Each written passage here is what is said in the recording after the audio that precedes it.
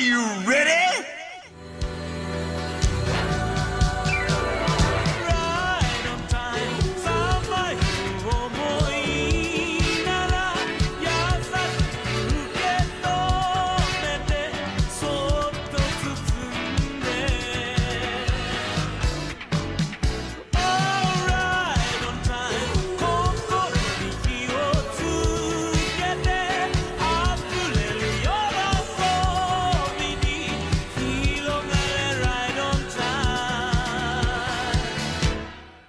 Hello and welcome to another entry in the Weeb Club.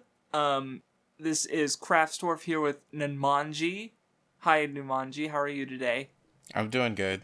Just Awesome. recorded the Sonic thing with Vindy before this, so... I see. Yeah, we're all paired off into different things, so I figured, hey, Nun, you like Pokemon. Hey, Craftsdwarf, me, Craftsdwarf. I played Pokemon before you were born. So...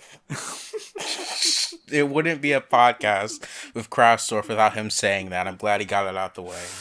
Well, I had to. Well, because I mean, you know, I've been playing Pokemon since like 1998, so I think it's only been a long time.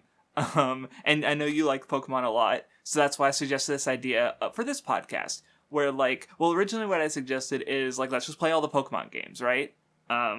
But then you said that before you went into the older games, the first ones, you wanted to go through some things that might have inspired or influenced Pokemon. And I'm like, hey, well, why don't we just make that part of the podcast? So, yeah, I guess this is a two-part podcast where the second part will be going through all the Pokemon games, every generation. But we're on the first part where we're going through specifically things that came out before Pokemon that either directly influenced them or Pokemon that in ways we know of, or maybe might have influenced Pokemon in ways we won't know of until we play it, or even just but those things are more they're JRPGs that would have come out before Pokemon, so even if they didn't directly influence Pokemon, members of the development staff and members of the audience might have already played some of those games, right?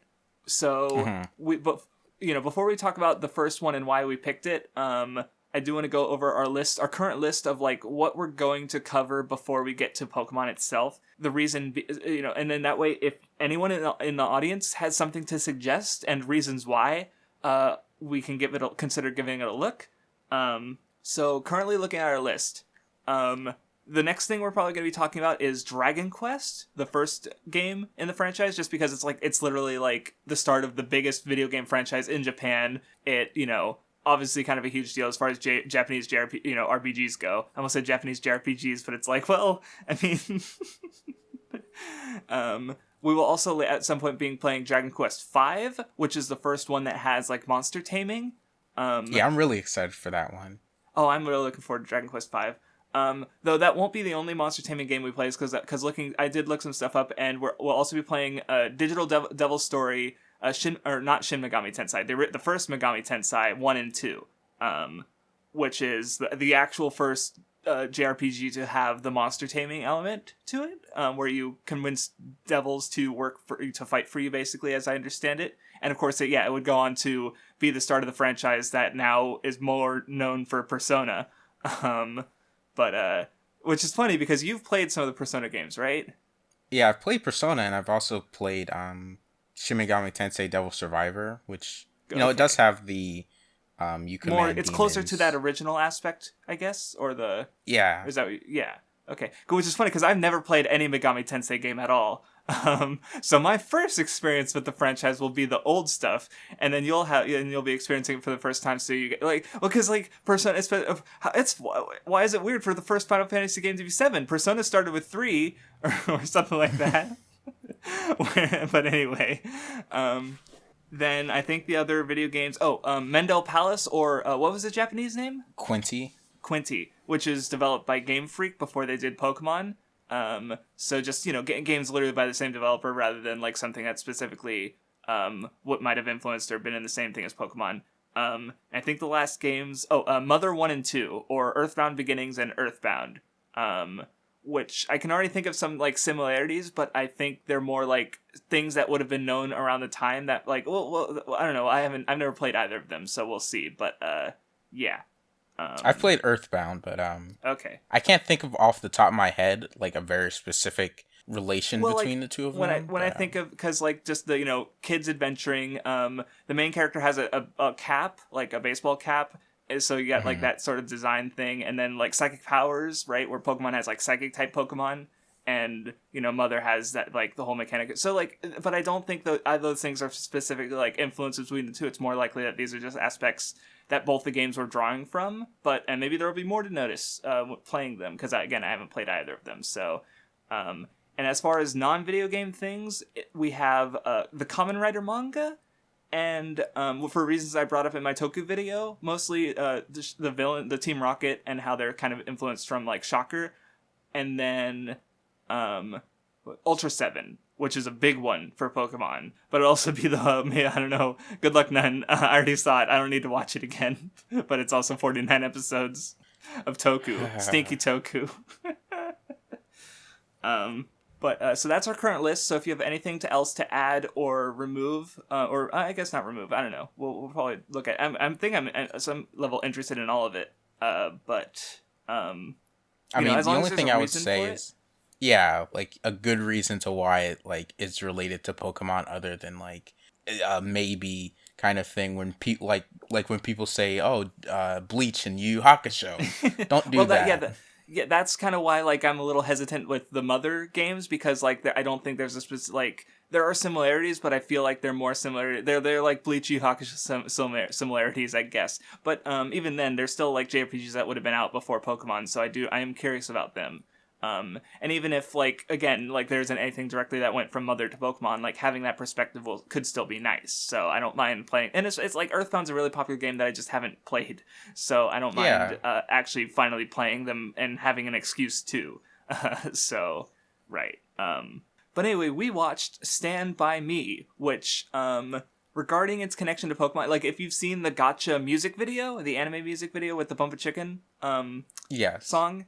There's some direct shots in there that are like references to Stand By Me, because and I think like it's kind of appropriate for this to be like the first one on this podcast series, because like I mean you see Professor Oak, you name your character, you see the Pokemon, and then you get you get to control your character, and one of the first things you could do is look at your TV, and your character sees Stand By Me playing on TV, 4 boys on the train tracks, and he's like, I should also start my adventure, right?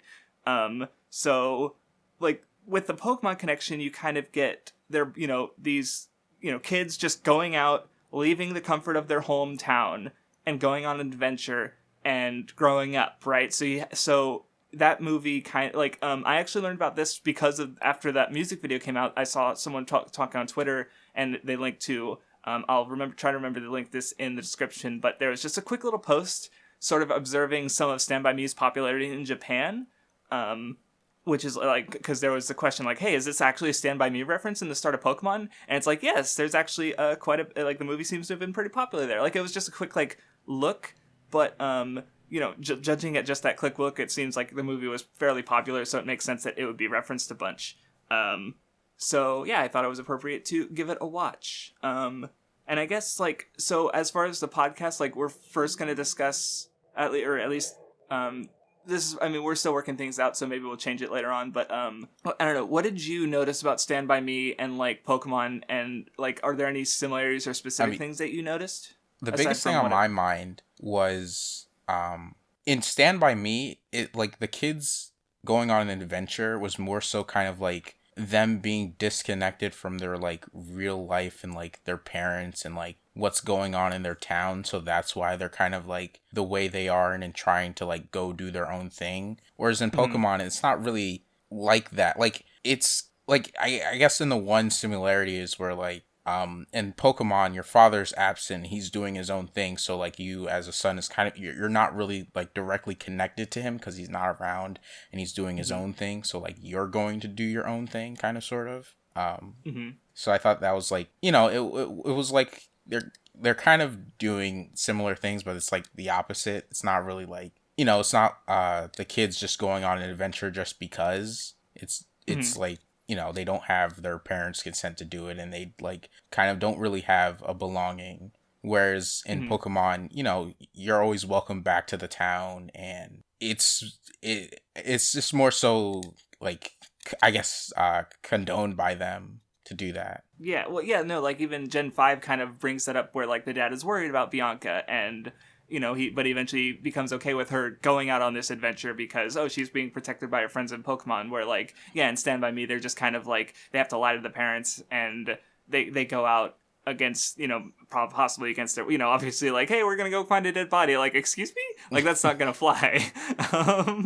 Right, so they have to they just go out on their own. I understand. But yeah, aside from the general stuff I've already talked about on that kind of like broadening horizons and such, like just adventure aspect was because like early on in the movie, Gordy had his hat that he got from his brother, and I was like, oh, baseball cap, aha, Pokemon, and then it even had like meaning to it, and then it gets taken, and then it never comes up, never gets it back, and I'm like, oh, okay, never mind then. And so it's just something I thought of, and then it immediately like again it got taken from him, so I was like, oh never mind, okay. Have you seen this movie before we did, like, yes. we watched it for this? I watched it years ago, though. I forget when, but I have seen... I rewatched the movie for this discussion. So yeah, that's I guess, that's about it as far as, like, specific Pokemon references, though maybe when we play the games again, but beyond just the television one or the music video, there will be stuff that we because like when the movie got to the parts that are lifted in the music video, like especially the one with it was Vern and Ted, like they're each holding two sides of the stick and walking on the train tracks, and that was like that, like that's just really like a distinct shot. And so like when I saw that in the movie again, I'm like, because I think I even rewatched the music video before or after the movie. It's a good fucking music video. And of course there was another shot or two that was used, and it's like yeah. I should have rewatched it before we did this. I wish you told me about that you're gonna like talk about it. Well, how about this? Whoever edits the video, I'll just, or if I edit it, I'll remember to include the screen caps, just showing the shot comparisons of the two. At least, I'll probably edit this video. So I'll just include the shot comparisons of like, here's the Stand By Me shot and here's the one from the music video, the animated version, just in case, obviously there's no reason to disbelieve me, but honestly, I would just recommend giving the movie a look. I liked it, at least. So I guess moving on to just general discussion of the movie. Oh, you thought None only thought it was fine. How sad he hates me. No, I mean, I didn't dislike it. It was decent. I do have another like Pokemon thing with the movie. I mean, it's not really that direct, but I feel like the movie with like how the kids act and stuff, it's more so like reflected in the Pokemon anime, like Indigo League. With Ash having more inexperience and not like having these full understanding of things. And the games, like, you're not traveling with other people except for like Gen 5's like the closest to that. Well, Gen 6 too, because you have the group of friends. Oh yeah, that one, yeah. But that's really it. The anime, I would say, is like more so. I guess where you could draw a similarity between. I haven't seen the anime in 20 years, so more like 15, 17 years. I don't know. Don't ask me about the anime. Is all I'm saying. I mean, I happened to rewatch a couple episodes. It wasn't for this. Like, it was just like coincidence that I happened to be like, yeah, I'll watch it. So I was seeing Ash and Misty, and I don't know. I think it's more like the games. I don't know. I would say that just the anime is more similar, I guess, in some ways. Yeah, well, I mean, like, we're trying, the Pokemon connection, but there isn't a whole lot, because, like, at the end of the day, Pokemon is not very beholden to Stand By Me or any, like, one thing specifically, I guess. Because, like, I could definitely think of, like, some of the other things we're going to go and, like, oh, yeah, there's some big, very clear references, and even with this, but at the end of the day, like, I guess we could just move on to talking about just the movie, because I liked it. Can.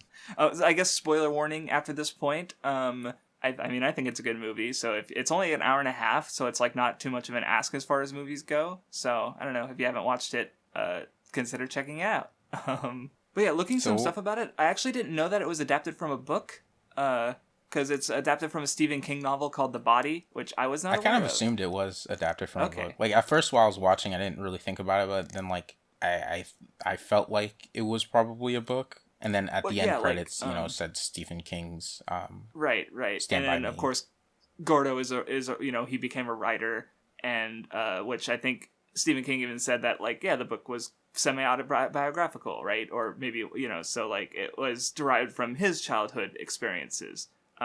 Which I guess, I didn't think about that, but that, I guess, is kind of makes it similar to Pokemon in a different way, where, like, the creator of Pokemon based Pokemon off of his own childhood experiences, right? Like, he watched Kamen Rider, so the bad guys are Kamen Rider, he caught bugs in the forest. And he also caught bugs when he was a kid. Right, exactly. And, like, so I didn't think about that until just now. And stuff. Right. And so he wanted to capture that appeal for modern kids in this more, like, digital era. So Pokemon came to exist. I didn't even think about that. But, yeah, I enjoyed the movie a lot, even just rewatching it. And, like, I'm trying to think of what to specifically talk about.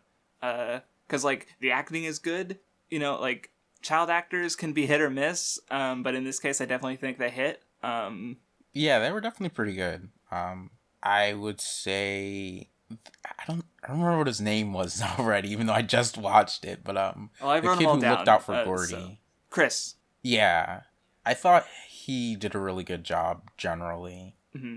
No, Chris and Gordy are definitely, like, my favorite. Well, I mean, probably the best characters in the movie, and because, like, they do the thing where it's like, because, they kind of bring up, like, the kind of toxic masculinity aspect where it's like, don't be emotionally vulnerable or you're a pussy, right? Like they're kind of like said it. like that's what I think is even said in the movie, right? Or well, yeah, so that's what they say, right? And, like, because they are being repressed by just, like, their general, like, culture, and so going out and having this freedom, like they do, especially Gordy and Chris, they open up and show vulnerability, and I've noticed this is a thing, but whenever I'm watching something and you have this character who is in some level emotionally repressed and they get unzipped and they're breaking down, it fucks with me.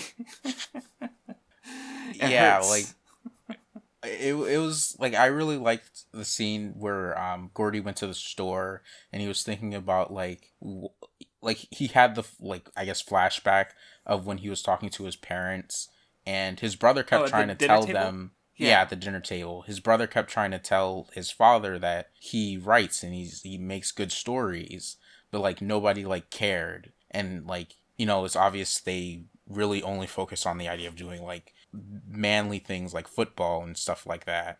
Right, well, the mom was even trying to, like, say something about it, but then the dad was just, he's the authority, like, oh, the fact that they're bringing up Gordy, like, the fact that Gordy exists is, like, a distraction, something unwanted from the family, which is, Gordy, his whole, like, insecurity and hang-up, like, he has the nightmare even where, he's, like, I think that was also, like, a flashback to the funeral, where his dad just looks at him and is like, it should have been you. It's like... No, I mean, that was a dream, though. I don't think he actually said that. I forget. I don't know if it was, like, a flashback to, or... it hurts. Like, the flashback was the dinner table one, and then... Well, no, when Gordy was sleeping in the woods, and I assume it was a dream where he said it. I mean, even if he didn't say that, like, it's something that he might have said. Like, if his dad did say that, I would have bought it. Like, that's just like, I mean, so. Which is sad, but it's like, it doesn't seem too wrong, I guess. I think it's something more so that Gordy convinced himself. Yeah. And, like, he assumed that's how his father felt. Because that was kind of how he acted, right? Even if it wasn't true, and if he didn't say that, like, it's, that's fair. Those, that was definitely a standout for the movie for me. Though, at least as scene-wise, was, like, because, he had kind of repressed his brothers. Like, he even said he didn't cry at the funeral, but then, when he sees the dead body, it all, like, he finally, like, reconciles, like, what death is. And, like, it's possible that he never actually saw his brother's body, like, because, I think it was a car accident, so, it was probably close casket, so he never really, like, it never didn't become real to him, maybe, until he saw the dead body by the train tracks, and that's when he opens up, and it fucks him, it fucks with him, and he breaks down a little bit, and, but, what did you think about, Chris not being able to, like, thinking that he can't go to college with Gordy, and, just his general thing? Yeah, well, there was this kind of just, like, because, they all have their circumstances, and, like, he just didn't think that he could overcome those circumstances because, like, the story, that was the other part of the movie that got me, where he talks about the milk money story and how, like, he apologized and tried to give it back, but the person he stole it from just used that against him and was able to keep the money while also, like, Chris stole it, and but no one doubted them in the least. And, so, like, because, of course, Chris stole the money because of who his dad is and who his older brother is, like, and... But, everyone just assumed he was the exact same as them, but he couldn't, like, come out and say that he did feel sorry. From the beginning, like they bully Vern a bit. And Vern is the one in their group that has, like, what's his conflict? He lost his pennies.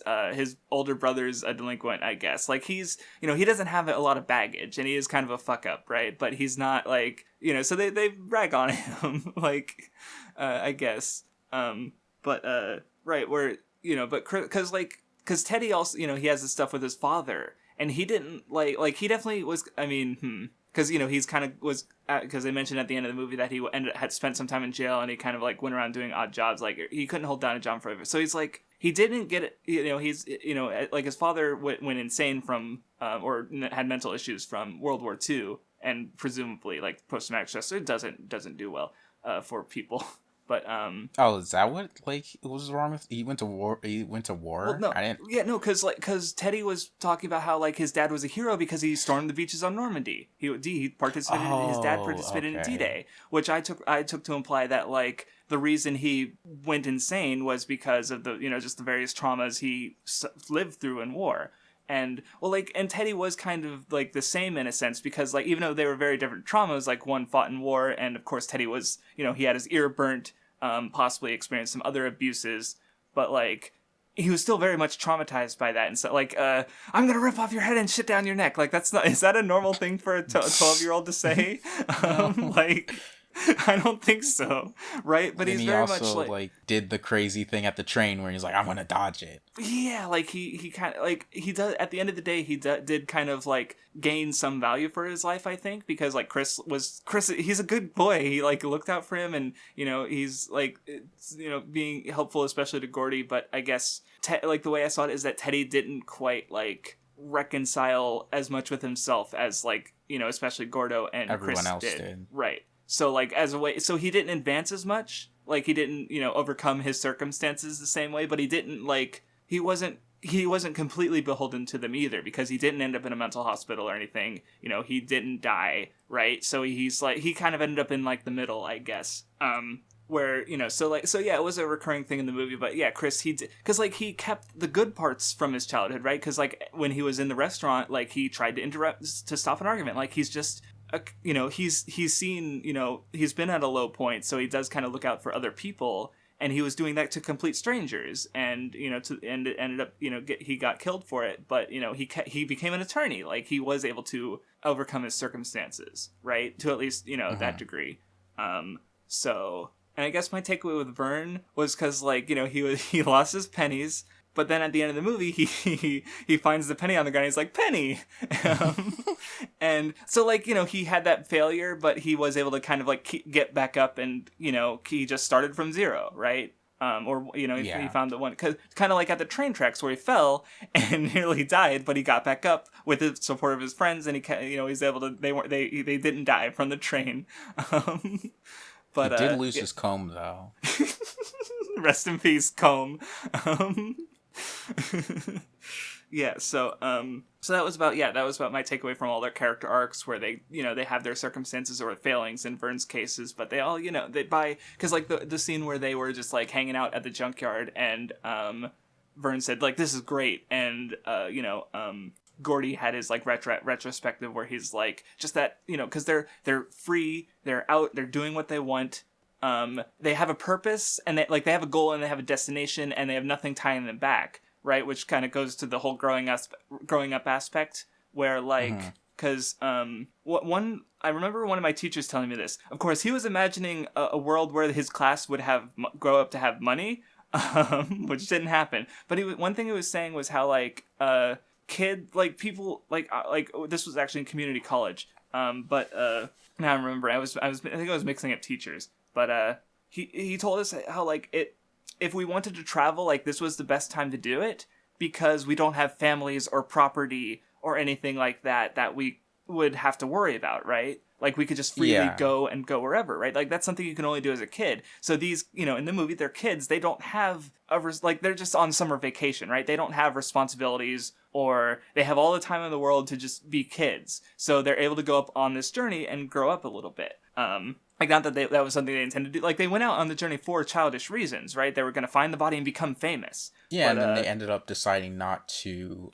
get the credit, and they just did the anonymous call. I forget the name of the other, like the one. What was the name of the leader delinquent guy with the knife? I feel like they called him Ace at some point, but I don't think that was like his name. I don't know why I'm forgetting, because I literally just watched it. And, like, I know he said his name before he like pulled the gun on. I'm just gonna call him Ace because that he was called that in the scene where he kind of played chicken on the road. Remember, where he's driving and his friends are like, "Hey, get off! Just move!" And he's just like, because like. He's kind of like Ted in a way, or at least Ted he's almost like the worst of all of them, I suppose you could even say. Or his name was Ace. Yeah. Oh, okay. Yeah, he sort of takes like all their negative aspects onto himself. Like, he doesn't really value his own life. Almost.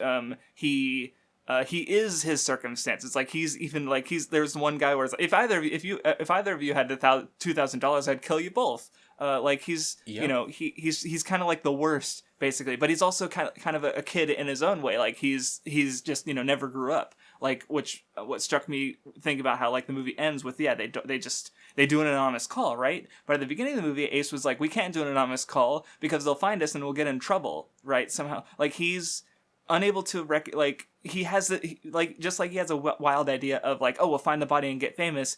He similarly had but we can't do the right thing because like something bad will happen to us. Like, he has that childish mentality of like, I'll get in trouble, so I can't do that, right? So him doing because like with the adult, the other driver of the car, like the reason he was able to confidently like drive on the other side of the road like that was because like he knew that the other person would value their life and get off the road, and that's what happened. But at the end of the movie, like, he's convinced that Gordo, like, because Gordo even said like, I only just need to shoot, or I'm just going to shoot you. Like, he doesn't care what the other guys do after that. Like, so he does kind of fear for his life in the end because where Gordo's just trying to protect his friend. And so, like, like, basically the adult, would value his life, but then Gordo seemed like he wouldn't value his life, I guess. I'm not sure. That's just what I got out of it, but I'm not seems like some weird things there, but I have to think about it more. But, I don't know, they worked as antagonists, is what I'm saying. By sort of being even more childish than the main characters, despite being older, I guess.